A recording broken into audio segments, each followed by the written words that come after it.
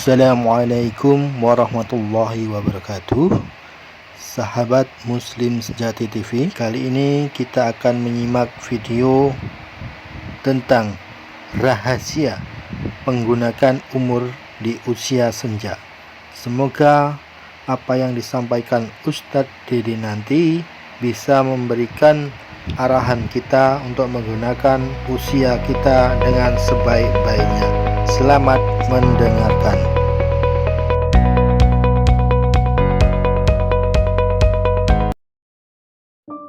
Dunianya dapat tetapi akhiratnya wujud.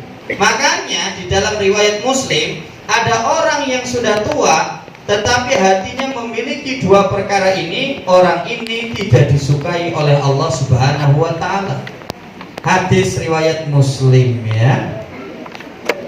Bagaimana bunyi hadisnya Pak Dede? Qalbu syekh syabun. Ada orang yang sudah tua akan tetapi hatinya seperti anak muda. Allahu bi isnatain, dalam dua urusan, dalam dua perkara. Yang pertama, hubbil ais. Orang yang sudah tua akan tetapi terlalu panjang angan-angan, itu tidak disukai oleh Allah. Maksudnya gimana Pak Didi? Usia 50 tahun, usia 60 tahun, cek kendel ngutang BRI kur.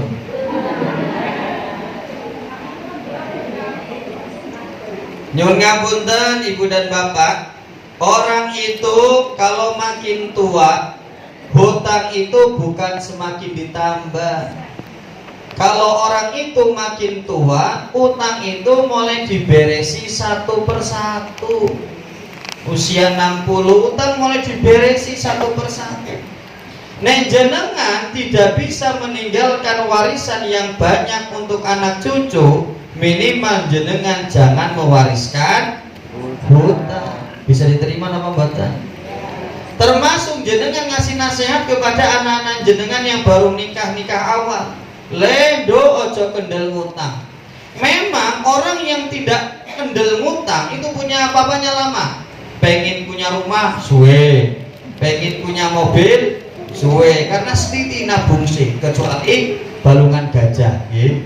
Sugih kabeh keturunane gitu loh. Tapi ini orang kendel ngutang, duwe apa-apane cepet. Pengen rumah kabeh cepet. Pengen punya mobil kredit utang cepet, tapi habis kayak gitu cengkir, kencang, mikir, ceklek, overheated ya. Yang selanjutnya, orang yang sudah sepuh tetapi tidak disukai oleh Allah, wal mal. Kalau dia sudah tua, ternyata terlalu cinta terhadap dunia. Kenapa Pak Didi? Ibnu Qayyim al-Jauzi memberikan nasihat. Muhibbud dunya la yanfaqu min thalathin. Orang yang terlalu cinta terhadap dunia akan ditimpa tiga perkara. Yang pertama, hammun lazimun. Orangnya akan cemas terus. Loh kok bisa Pak Didi? Karena kenikmatan dunia itu beriringan dengan kecemasan. Pak, nek jenengan bisa beli mobil keluaran terbaru cash, seneng apa mboten Pak? Seneng. Tapi yo cemas Pak, nek kesenggol baret piye? Spione ceklek siji piye? Dipinjem tanggane piye? Rada cemas sithik. Bu, jenengan punya duit 200-300 juta seneng apa mboten? Duite sapa Pak Didi? Nek duwe seneng nggih? Tapi yo cemas, wah nanti kalau ada begal gimana? Ada rampok gimana? Makanya temboknya ditinggikan, CCTV di mana-mana. Was-was. Betul apa betul? Sekarang saya mau nanya sama bapak-bapak, dijawab dengan jujur. Pak, jenengan punya istri sing wayu tenanan. Senang lama mboten, Pak? Oh, senang lah kok ibu sih ngomong. Punya istri yang cantik, pinter ngerawat diri, skincarean. Glowing tenanan. Pinter ngerawat badan, senam barang, yoga barang, renang barang. Pinter ngurus rumah, rumahnya bersih rapi, boten kem. Aku ora ngomong lho, Bu. Qadarullah istrinya juga pinter golek duit. Wah, wah. Ini paket komplit. Punya istri yang kayak gini senang, tapi was-was Pak. Betul. Kalau digodain teman sekolahnya gimana ini? Digodain teman kantornya gimana ini? Apa artinya?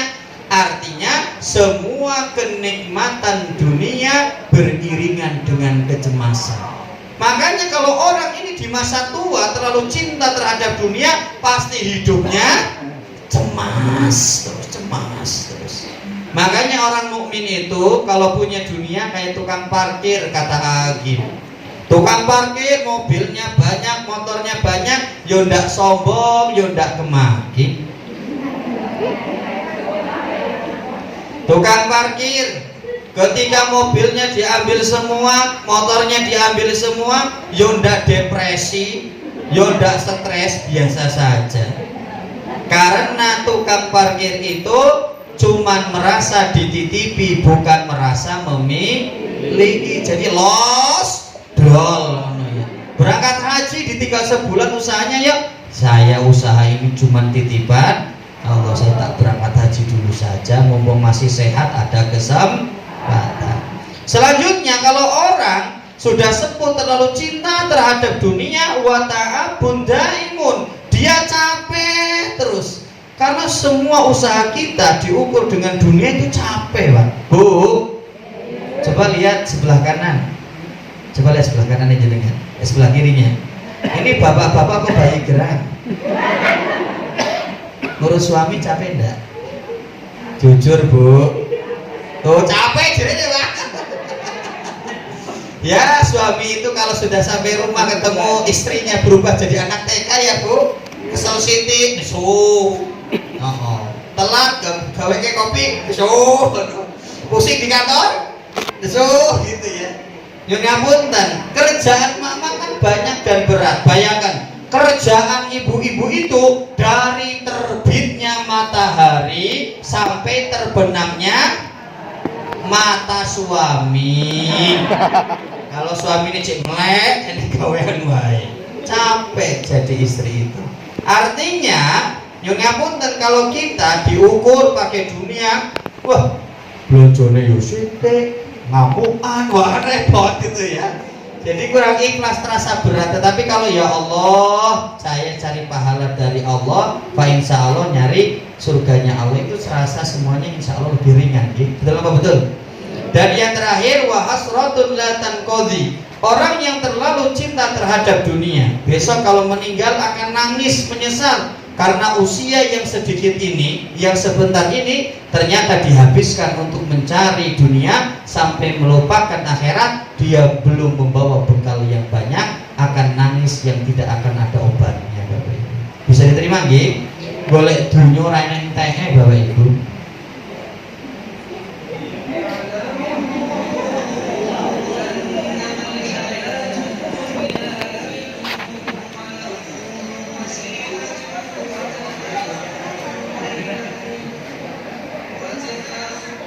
Nah, Ibu dan Bapak yang insya Allah dirahmati oleh Allah Subhanahu wa Ta'ala, kita lanjutkan poin yang selanjutnya. Kesimpulan yang pertama, monggo jadikanlah akhirat lebih kita cintai daripada dunia.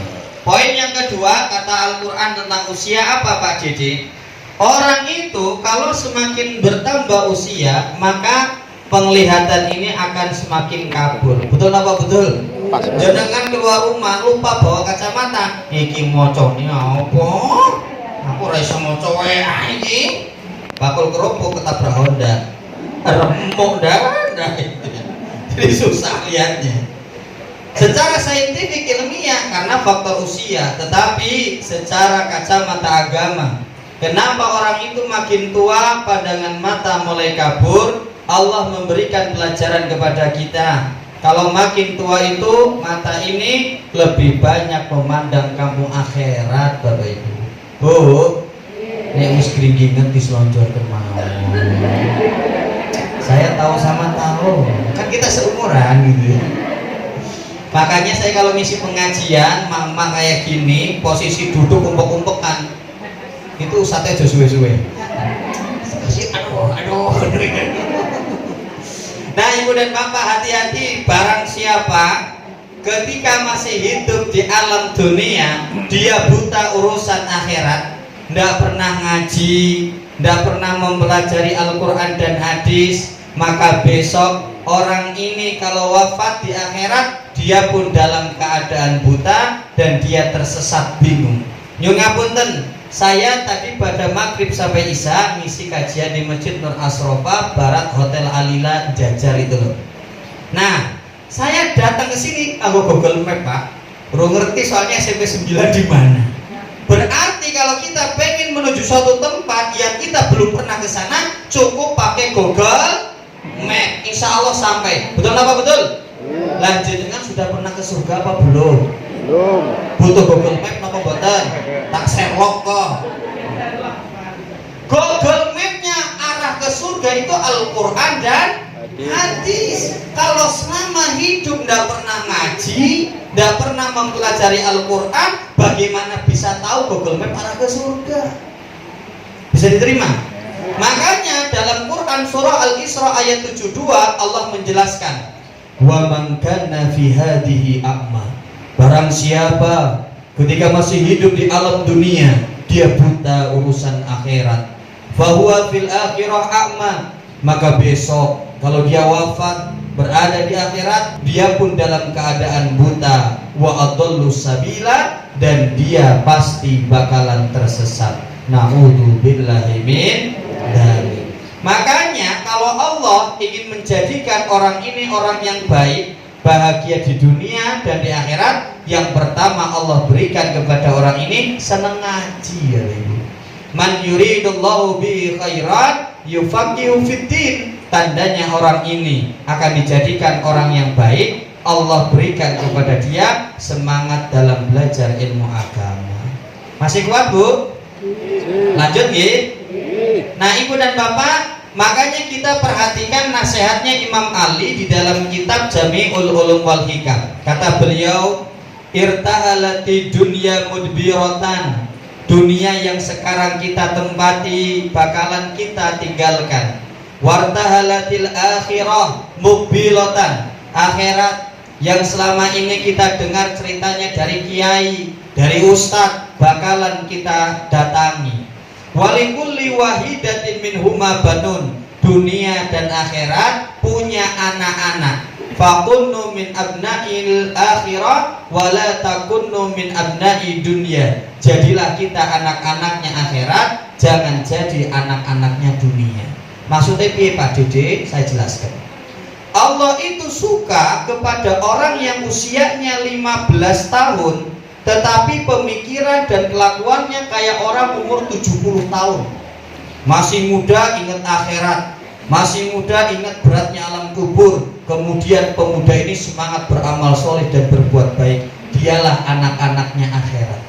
Tapi Allah itu benci kepada orang yang usianya 70 tahun tetapi kelakuannya kayak bocil 15 tahun. Sudah tua potong rambut mohak, sudah tambah hati, udah tua tambah gaplek perintilan. Soyo tuwek malahan soyo tahilan. Datang orangnya. Oh boten. Jadi begitu Ibu dan Bapak penjelasannya. Jadi poin yang nomor 2, kenapa kita makin tua pandangan mata mulai kabur? Allah mengajarkan kepada kita kalau makin tua itu lebih banyak melihat kampung akhirat. Nomor 3, apa kata Al-Quran tentang usia? Orang itu kalau semakin tua itu hatinya akan semakin tajam dan sensitif, gampang ngamuan, gampang nangis dewe, gampang nesonan. Betul apa betul? Makanya di sini yang tinggal di PMI Pondok Mertua Indah siap-siap ngomong bayi geram di rumah ya. Karena makin tua itu sensitif banget hatinya. Contoh, saya mau ngerasain ibu mertua mumpung nggak datang pengajian. Ibu mertua saya itu suka dede di depan rumah jam 9. Tonggone lewat, uduk, mboten dilurui Bu. Langsung ibu mertua saya masuk ke dalam rumah, nesu-nesu. Aku saiki wis ora dianggap. Gara-gara mboten dilurui. Contoh yang lain, ibu kandung saya kalau maghrib hujan dengar suara azan. Allahu Akbar, Allahu Akbar. Ibu saya nangis dewi. Bu, aku salah apa bu? Wah ora salah oleh. Terus ibu nangis kenapa? Ibu gur kelingan mati. Sesu bengi-bengi maghrib hujan-hujan ibu neng kuburan dewe. Loh nangis dewi tuh ya. Memang orang itu kalau makin tua itu hatinya makin sensitif, makin tajam. Makanya saya rutin isi kajian di Masjid An-Nikmah, Kemelayan Serengan belakang Matahari Singosari itu loh. Nah selesai kajian ada mama datang. Pak Dede, saya minta pendapat panjenengan. Kenapa bu? Yang ngapunten ceramah saya kayak gini, mantan guru SD itu kayak gini ya ibu. Nah ibu ini nanya begini, saya itu punya anak 3 Pak Dede. Nomor 1 itu direktur bank di Semarang. Terus sugih tenanan, terus pelit tenanan katanya. Aduh. Setiap tanggal 1 HP-nya dimatikan Pak Dede. Oh alah, Bu, di usia panjenengan seperti ini, kalau terlalu berharap kepada makhluk, jenengan akan banyak kecewanya. Semakin tua itu orang itu harus makin pasrah dan tawakal kepada Allah. Kalau jenengan pengen anak jenengan jadi anak yang soleh-soleha, cukup ngomongnya kepada Allah, Rabbi habli minas solihin. Kemudian karena pengajiannya setiap ahad keempat jam 6:30, ketika bulan depan datang saya ngisi lagi, selesai deketin lagi.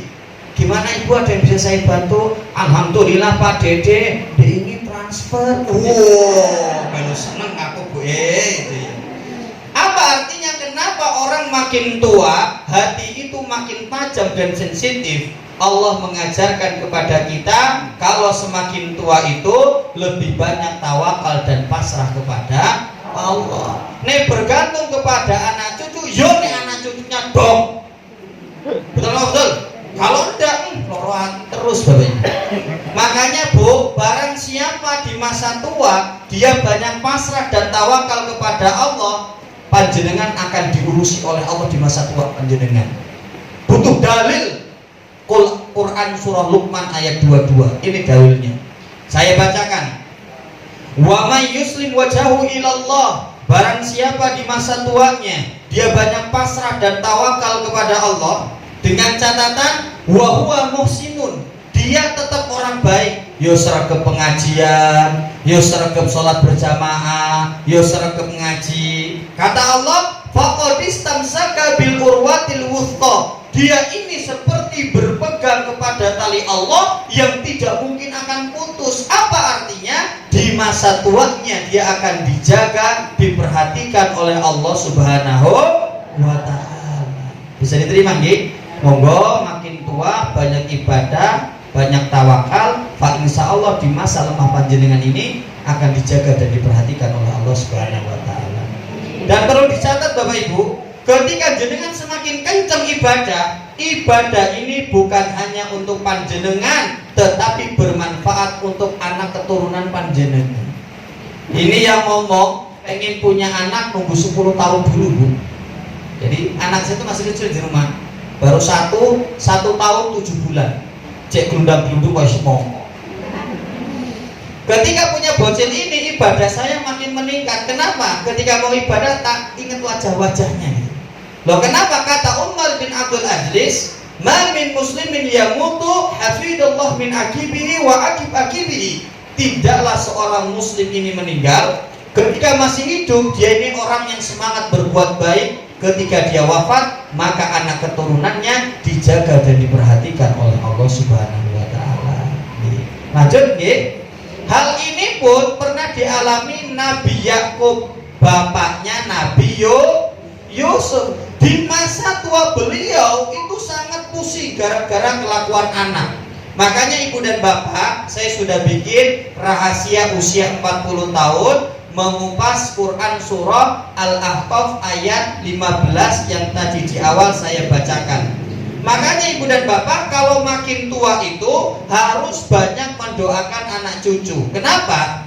Di dalam ayat ini dijelaskan, wa an amalan sholihan tarda wa aslih li fid dzurriyyati. Ya Allah, di masa tuaku bantulah aku agar tetap istiqomah beribadah kepadamu, dan tolong ya Allah ibadahku bisa mengalir kepada anak cucuku. Artinya jadikan anak cucuku anak yang soleh dan soleha. Kenapa? Jangan sampai jenengan memasuki usia tua kemudian jenengan sering ngomong, uripku saya tua saya susah. Kan ada kayak gitu, gara-gara kelakuan anak pola bapak keberada. Bayangkan, ini dialami Nabi Yakub di masa tuanya. Dia terkena masalah gara-gara anak kesayangannya Yusuf hilang, katanya dimakan oleh binatang buas, padahal dimasukkan ke dalam sumur. Ketika panjenengan di masa tua banyak masalah dan susah, tirulah Nabi Yakub. Beliau curhat dan mengadukan semua permasalahannya hanya kepada Allah Subhanahu wa Ta'ala. Pasrah saja.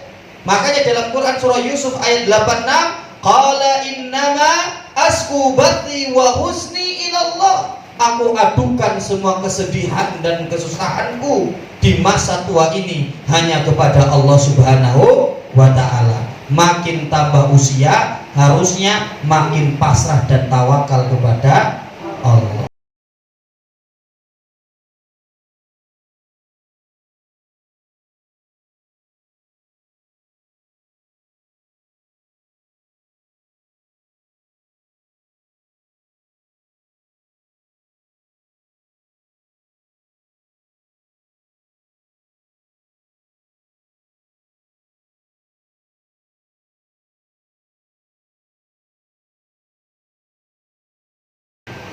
Lanjut nih, nomor 4. Nah cepat-cepat ke biar cepat rampung.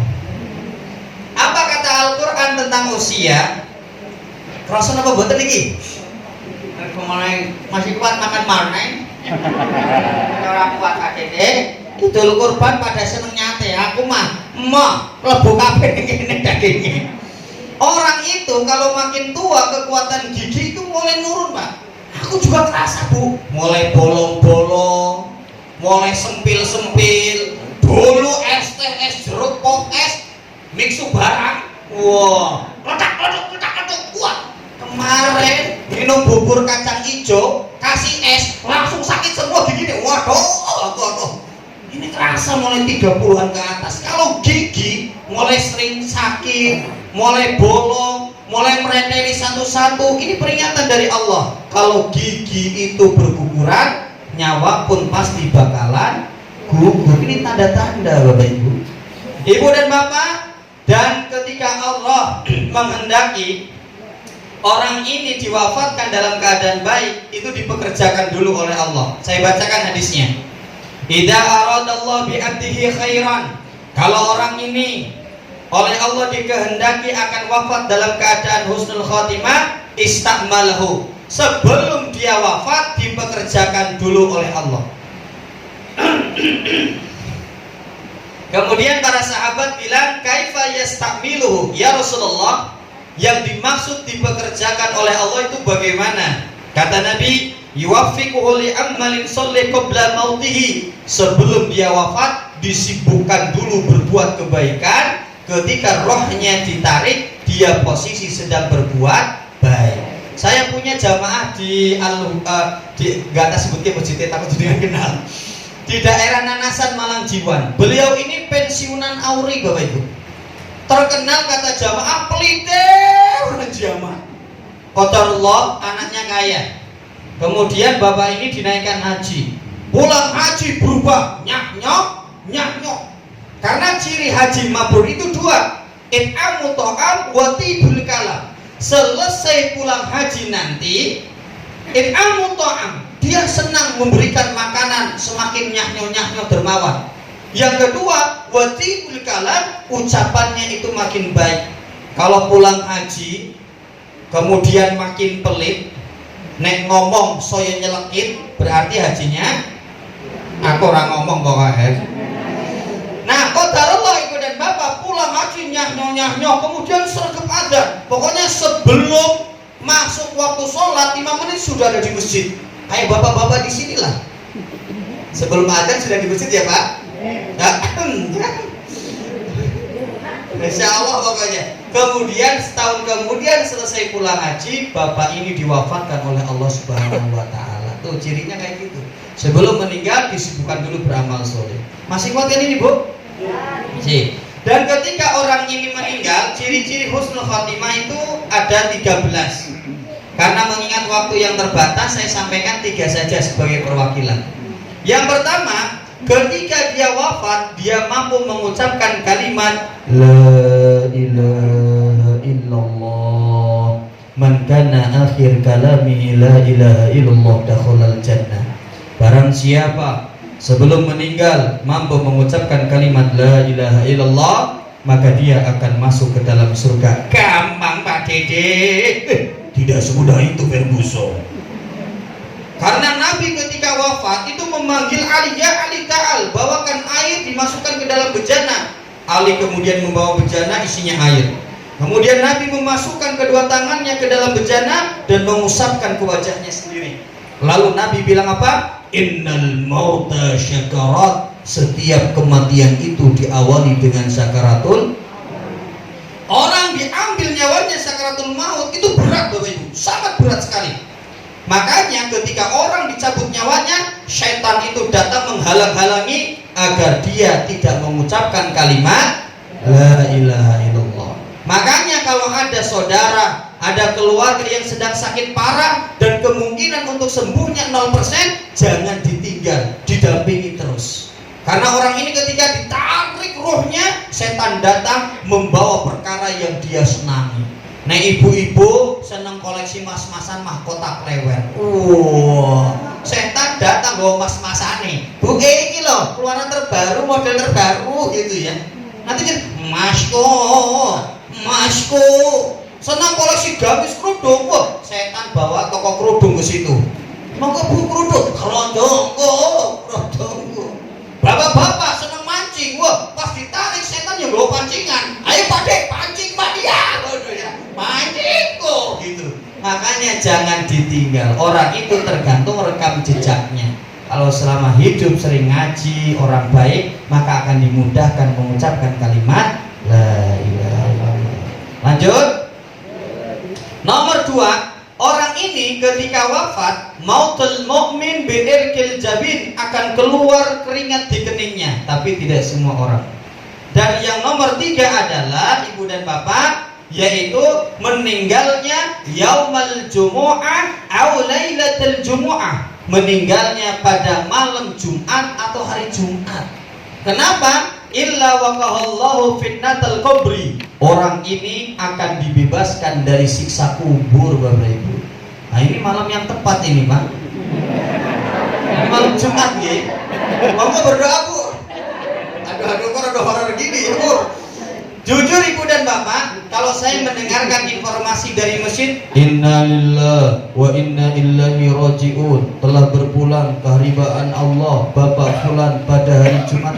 Kok saya mikir, aku besok nek mati pada hari Jumat apa enggak ya gitu loh. Dan iri ya Pak Ibu. Monggo berdoa Bu. Gimana Bu? Berdoa gimana gitu ya Bu? Nah itu ibu dan bapak, poin yang nomor berapa tadi? 4 gitu. Orang itu makin tua giginya akan makin melemah, akan gugur, nyawa pun pasti bakalan gugur juga. Masuk nomor berapa sekarang? Nomor 5. Nah, ini yang saya sering bilang dari tadi. Orang itu kalau memasuki usia tua, nikmat tulang dan sendi itu ditarik, Mak. Makanya saya dari tadi tuh bilang, nek pegel selonjorkan mawon. Jadi nikmat tulang dan sendi semakin bertambah tua itu ditarik Mas. Dulu waktu masih muda daurah pengajian 2 jam kuat. Sekarang dengerin khotbah 15 menit raiso ngadeg gringgingen Mas. Makin tua tuh gitu Mas. Dulu masih muda badminton kuat, 40-50 badminton gampang cedera, gampang kesleo. Betul apa betul? Kalau nikmat tulang dan sendi itu mulai ditarik, pasti nyawa pun kita juga akan ditarik. Peringatan Bu, kalau udah sering geringgingen, sering boyoken, Aduh, ya Allah, iki warning dari Allah gitu. Dan ibu dan bapak, ciri-ciri dekatnya hari kiamat dalam hadis riwayat At-Tabrani, minik tirabis sa'ah, dekatnya hari kiamat itu wa an yadhara mautul fujaa, akan banyaknya orang yang wafat dengan tiba-tiba, mendadak. Padahal orang ini makanannya dijaga, high protein, low karbo, gluten, gula, no. O-nya olahraganya semangat, kardioholik, seneng pipitan, lari, renang, angkat beban barang. Kedua, P-nya pikirannya tenang pada utang yuran duwe, masalah yuran duwe, tapi tiba-tiba Allah menarik nyawanya secara kayak suaminya Bunga Citra Lestari itu loh Bu. Siapa itu? Asraf, itu ganteng-ganteng, ingat pasti ya. Asraf, ya Dedeu, sehat tiba-tiba wafat. Sekarang saya mau nanya, misalnya ibu dan bapak diwafatkan oleh Allah dalam keadaan mendadak, itu sedih apa susah? Tolong dijawab. Kok pertanyaannya gak enak ya? Gak enak. Tergantung ibu. Kalau orang ini adalah orang yang fasik, senang berbuat dosa besar, kemudian dia ini wafat, maka harus takut was-was karena harus mempertanggungjawabkan kelakuannya. Tapi kalau orang ini orang yang baik, meninggal mendadak, itu ternyata kabar gembira Bapak Ibu. Dalam hadis riwayat Abdul Razak dijelaskan, mautul fujaa takhfifun 'alal mu'min. Meninggalnya seorang mukmin secara mendadak adalah keringanan dari Allah. Keringanan dari apa Pak Didik? Satu, mendapatkan keringanan dari sakaratul maut Bapak Ibu. Meninggal mendadak itu dia ringan sakaratul mautnya. Saya dulu pas masih bujang sampai nikah itu jadi musyrif di Panti Asuhan Nur Hidayah 8 tahun Bapak Ibu. Suatu hari saya diundang ke rumah sakit Panti Waluyo oleh salah satu donatur.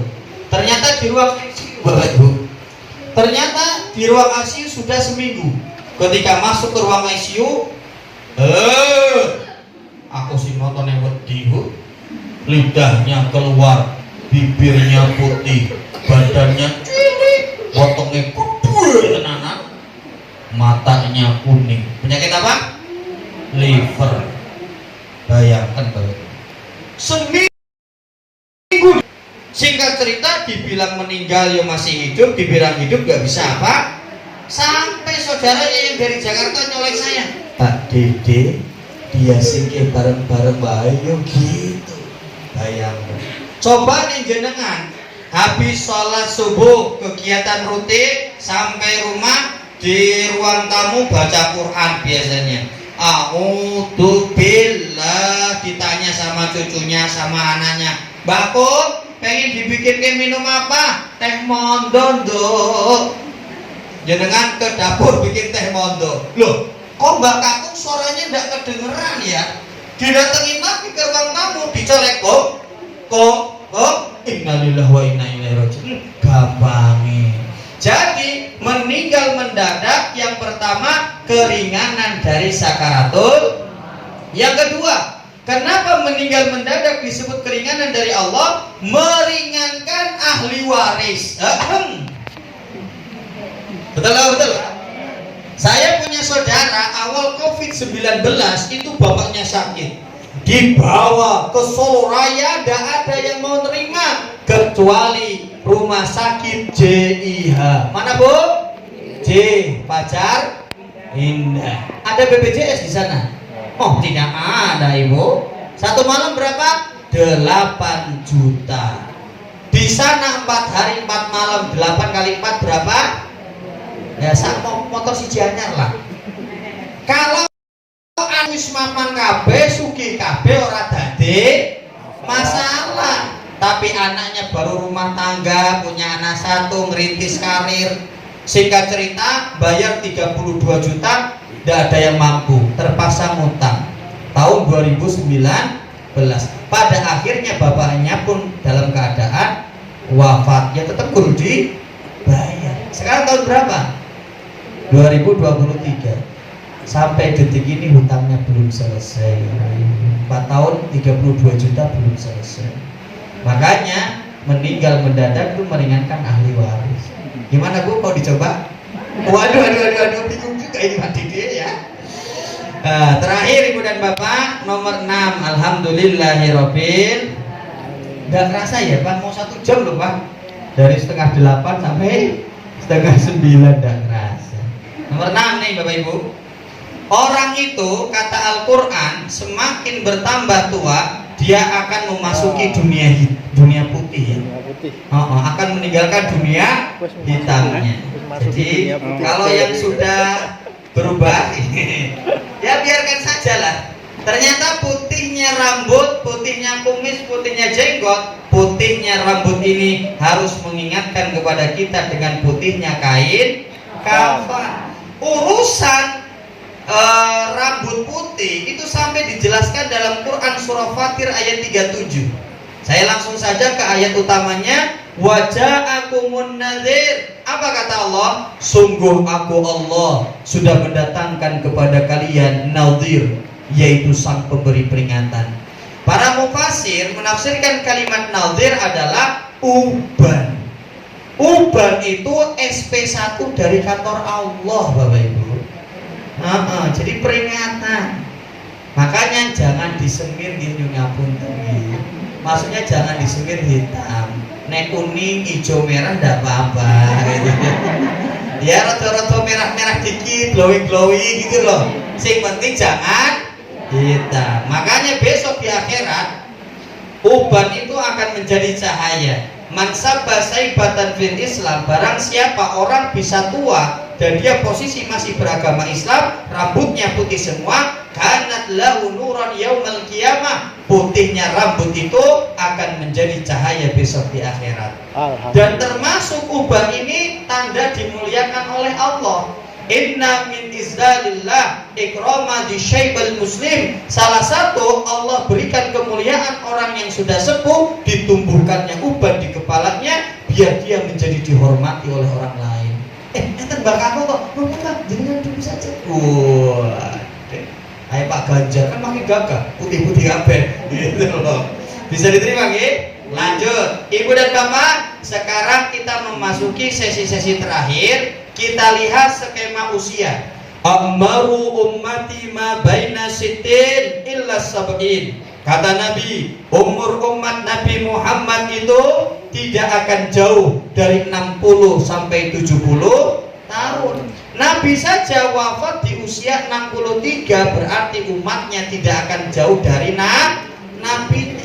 Saya ngisi di beberapa masjid, jadi 1 bulan kurang lebih ada 40-an masjid Bapak Ibu. Dan rata-rata jamaah saya yang wafat itu rata-rata di usia 60-an sekarang. Jadi jenengan kalau bisa 60-70 itu alhamdulillah. Nah Ibu Bapak, kita lihat skema masjid, skema usia. Kalau jenengan sekarang usianya antara 15 sampai 35 sampai 40 lah, atau 40 ke bawah, ini disebut masa gagah, jangan disia-siakan. 40 tahun ke bawah, badminton 4 set jek kuat, pit-pitan nganti selomboyo lali kuat, tengkleng gulai leb-leb-leb pokoknya. Tapi kalau orang sudah menginjak 40 tahun sampai 55, ini disebut masa peringatan. Kalau 40 ke atas itu peringatan. Nek bangjo wis lampu kuning. Kalau motor itu bensinnya ke kiri, sudah mau habis. Apa artinya? Usia 40 tahun itu waktu yang tersisa tinggal sedikit, yang berlalu sudah banyak. Maka harus hati-hati kalau sudah menginjak usia 40 tahun. Saya sudah bikin temanya usia rahasia usia 40 tahun, misteri usia 40 tahun. Kalau diundang lagi. Kemudian yang terakhir, kalau jenengan sekarang posisinya di 60 tahun ke atas, kata ulama ini disebut memasuki garis finish. Sudah sangat senja, insya Allah tidak lama lagi terbenam, segera berbenah untuk meninggalkan alam dunia. Bapak Ibu, bisa diterima? Kalau saya tambah 3 menit lagi boleh enggak? Saya kasih suplemen Bapak Ibu sebelum pulang. Apa Pak Dede? Amalan di masa tua. Satu, kalau sudah tua, tolong yang wajib-wajib harus menjadi prioritas nomor satu. Sholat 5 waktu, puasa Ramadan, zakat fitrah, kalau ada duit naik haji. Jadi yang wajib-wajib jadi nomor satu. Karena amalan yang fardu adalah amalan yang dicintai oleh Allah. Nomor 2, boten pareng nakal Mbah Kakung nggih. Mbah Budi, wayahe leren. Jangan jadi apa itu? Bocah tua nakal gitu loh Bapak Ibu. Jadi wayahe leren nggih cak jiki yo mandeg, ngono yo mandeg. Nomor 3, kalau sudah semakin tua memperbanyak amalan sunnah nggih. Selain yang wajib kayak tahajud, baca Quran, sholat berjamaah, sholat duha, sedekah, itu banyak istighfar diperbanyak. Yang nomor 4, memperbanyak zikir Bu kalau sudah tua. Kenapa? Karena orang makin tua itu ibadah akan makin berat tak? Betul apa betul? Makanya kalau ada remaja bilang kayak gini, Pak Dede, saya pengajiannya, ibadah sholatnya besok kalau sudah tua, ini masih muda, hiling-hiling ke Tawang Mangu dulu, ke Pantai Parangtritis. Hei anak muda, konsep berpikirmu salah. Anda kira kalau makin tua itu ibadah makin mudah? No, makin tua ibadah akan makin sulit, makin berat kok. Makanya diperbanyak zikir, karena zikir adalah amalan yang tidak perlu membutuhkan tenaga yang banyak. Cukup astagfirullah, astagfirullah, pahalanya sudah banyak. Betul apa betul? Nomor 5, kalau makin tua nyah-nyoh. Kalau jenengan makin tua ke cucu saya, ayo rene tak tumbas ke cimol. Nyanyo. Besok ketika jenengan sakit parah, anak-anak jenengan punya rekam memori indah tentang jenengan. Wah, demen Mbah Kakung Bauti, ya Allah, pernah ngeterke aku tumbas cuplang nang Depok. Waduh barang. Sekarang Bauti ini sedang sakit, tak adusi tak openi karena memorinya indah. Tahabu, saling memberilah maka akan timbul rasa cinta. Ojo pelit nggih. Nomor berapa? 6. Nyong ngapunten, carilah amalan yang ringan tapi pahalanya besar kalau sudah tua itu.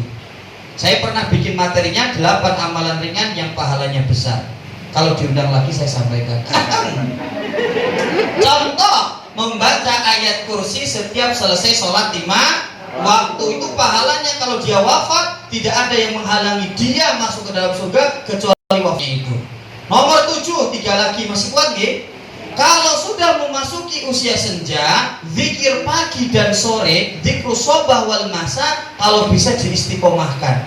Karena zikir pagi dan sore mendekatkan diri kepada husnul khotimah. Nomor 8, 2 lagi, tetap semangat pengajian nggih Bapak Ibu. Jaluk terke putu le, Mbah pengen pengajian yang salah, mlaku dhewe ra kuat terke yo le, kok tak kei sangu 10.000. Ini maka kanggo mione. Minimal besok kalau kita wafat, Masya Allah, yang mendoakan ternyata Pak Ustadznya yang mendoakan, jamaah ya Allah barokahnya banyak. Nomor 9, satu lagi, nek besok memasuki usia tua, tolong baca Qur'annya diperpanjang. Kenapa? Karena besok kalau sudah sepuh, pola tidurnya akan berubah jadi bayi lagi. Kalau malam jadi sulit tidur, betul apa betul? Kalau bayi tidur 2 jam, pengen mimi asi. Kalau tidak, nggak bisa tidur lagi. Saya dulu ngontrak tinggalnya di Colomadu Bu. Malam-malam jam 2, sopo sing nyapu bengi-bengi Bu? Jam 2 loh Bu. Sopo?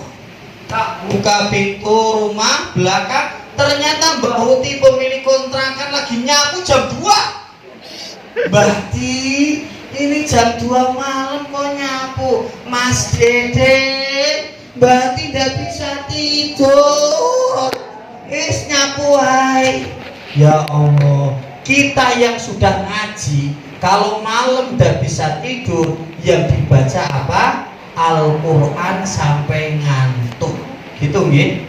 Nah, karena orang soleh itu kalau malam kerjanya cuma 2, kalau tidak sholat tahajud, ya baca Al-Quran. Terakhir, alhamdulillahirabbil alamin. Sudah sampai nih Bu? Sama, saya juga sudah ini. Terakhir nomor 10, Monggo berwasiat kepada anak cucu. Bapak pesan, nek ibu sama bapak meninggal, sholatmu jangan nganti bolong, jaga tenangan. Pesan yang nomor 2,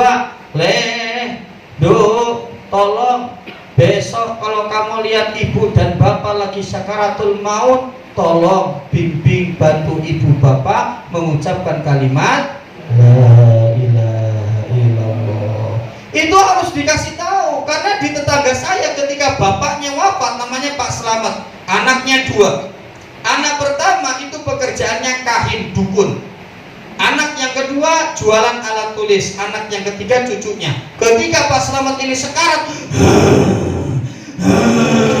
bayangkan, anak yang pertama profesinya dukun, ngerti bapaknya sekarat, bilang apa? Santai Pak, selamat ya bapaknya selamat, jenenge Pak Selamat.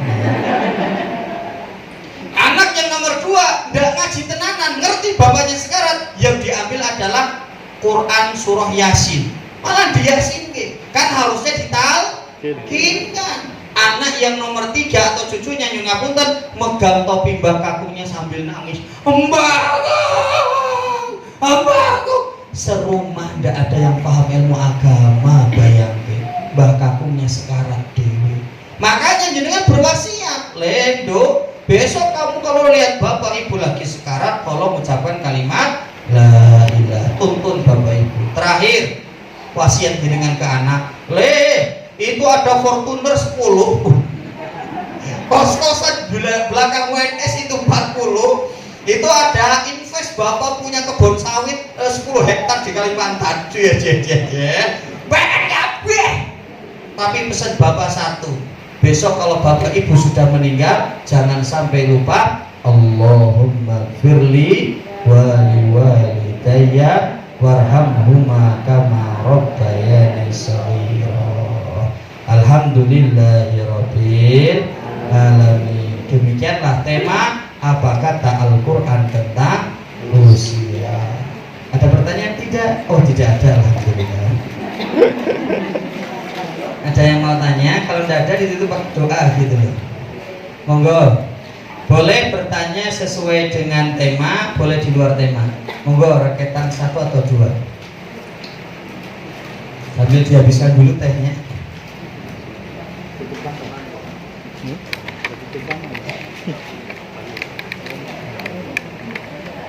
Oh, monggo.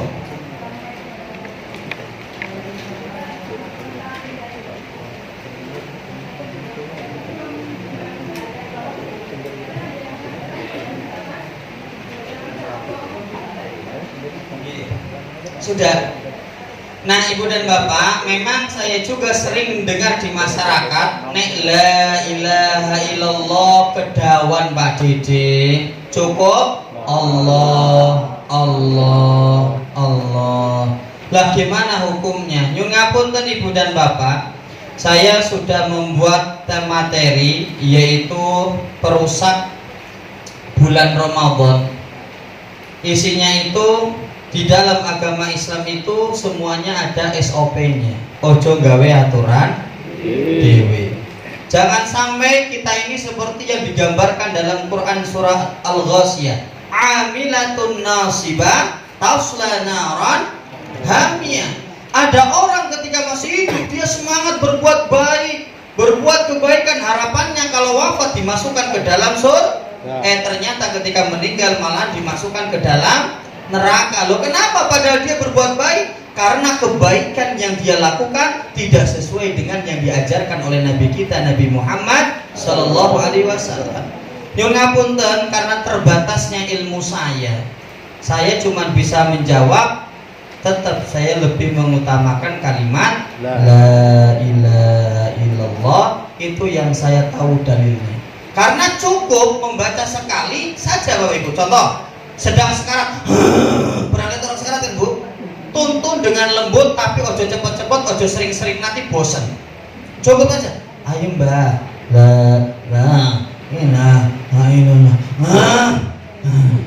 diam, suruh diam dulu aja. Kita tidak usah banyak ngomong manusia. Tuntun lagi, oh mbak,